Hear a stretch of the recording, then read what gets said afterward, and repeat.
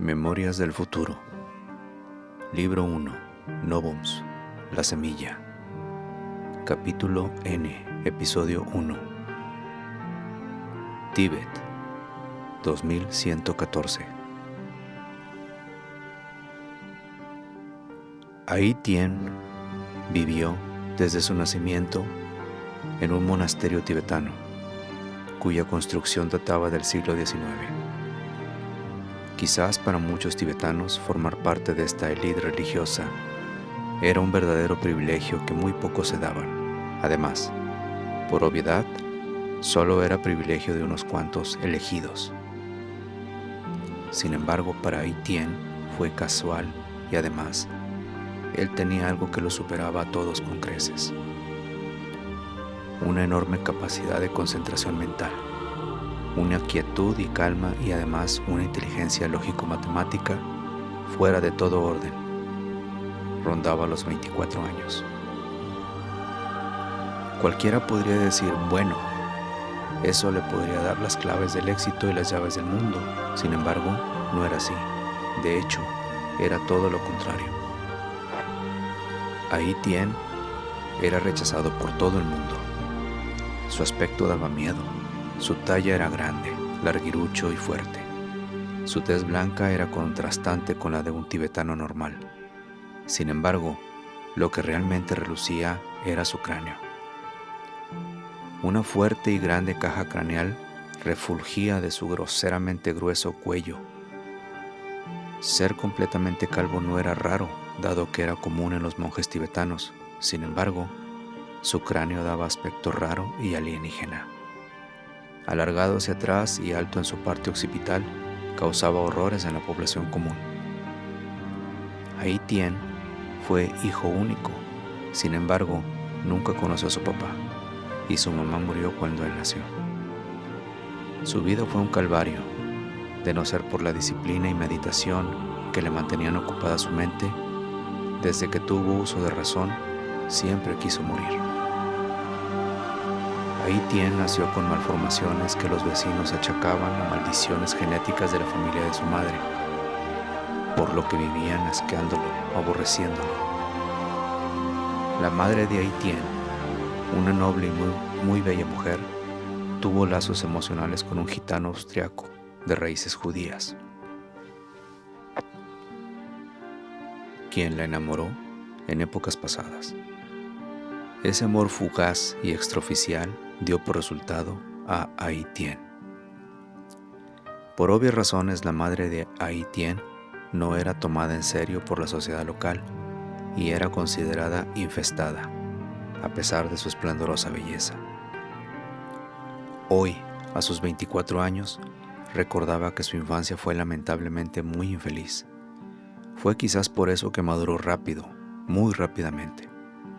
Su carácter, sin embargo, a pesar que aparentaba ser dócil y tranquilo, cambiaba considerablemente cuando venían a su mente flachazos de su infancia. Se transformaba su tez y trataba por todos los medios de controlar su mente.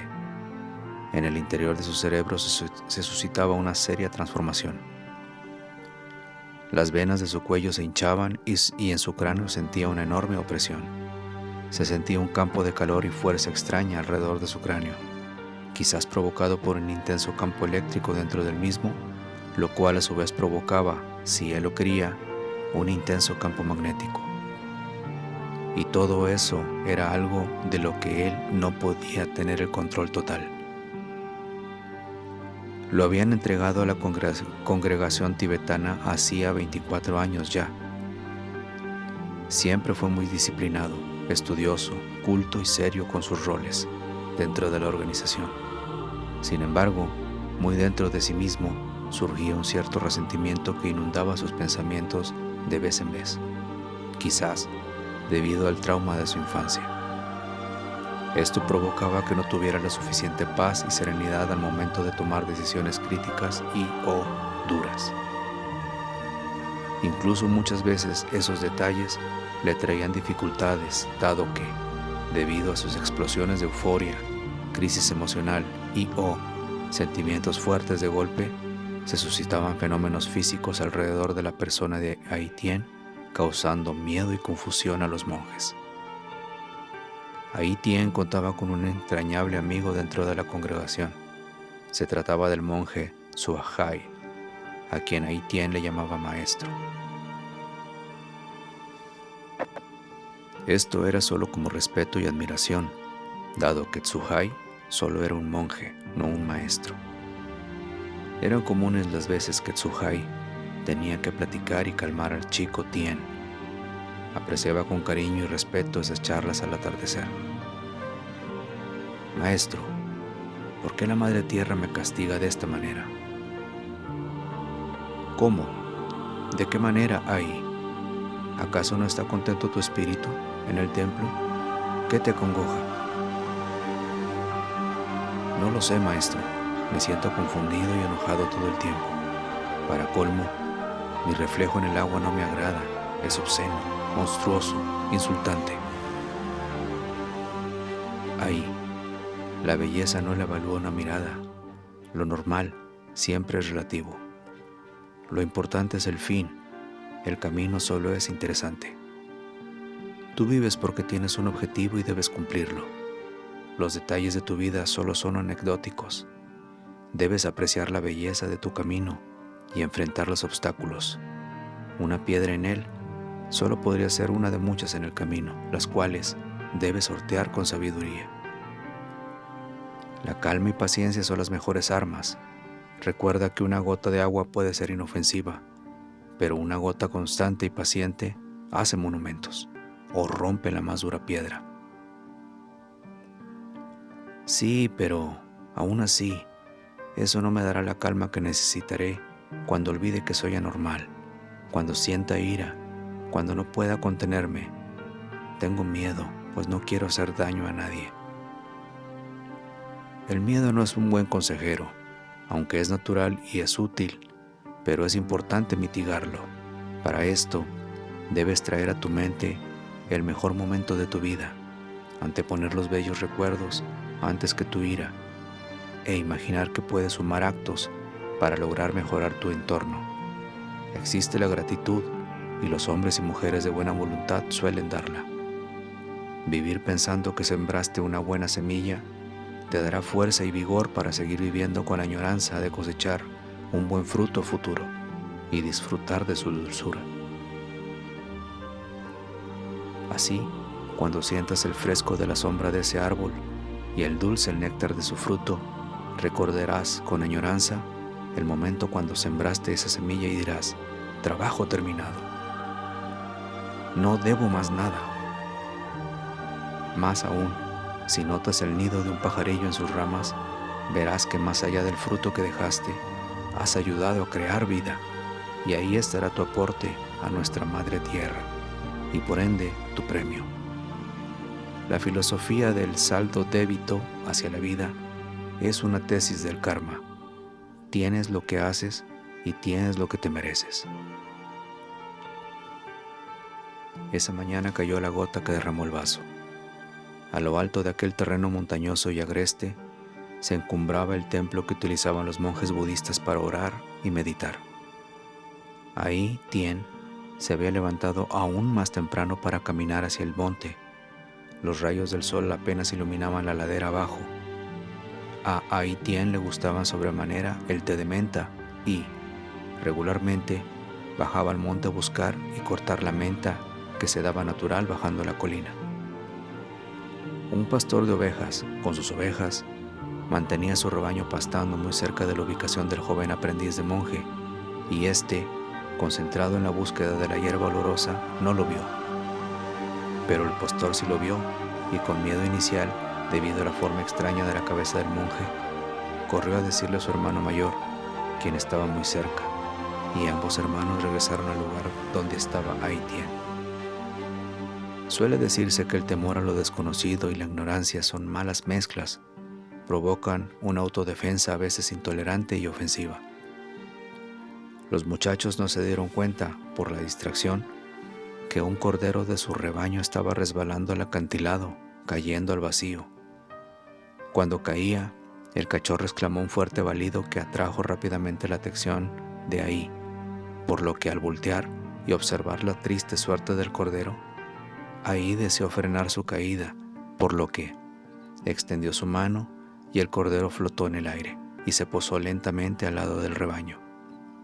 En ese momento el pastor mayor, quien observaba todo sin dar crédito, se llenó de un miedo extremo.